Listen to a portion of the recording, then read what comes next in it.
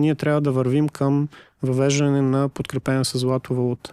И това не е защото просто целенасочено ще излизаме от Европейския съюз. Ние не искаме да излизаме от Европейския съюз, но ние мислим, че еврото има огромни проблеми. Даже ако някой реши да въвежда евро подкрепено с злато, това би било супер. И тогава няма да има нужда от златен лев, може би. Но ние искаме такава подкрепена с злато валута, точно защото ние сме в исторически цикъл, в края на един исторически цикъл, в който просто финансовата система се разпада. И ние го виждаме това с всичките предизвикателства срещу петродоларовата система, с войната сега в Иран, с войната в Украйна. Ние виждаме, че световният ред се пренарежда.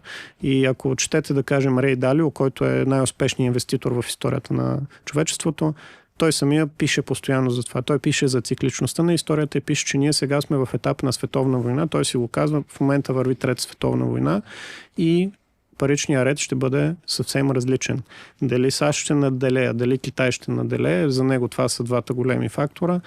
Той не знае, не казва, нали, в война всичко става, но щом най-големият инвеститор в света ти казва купувай злато, не само злато, но той казва купувай злато, защото той монетарен ред си отива.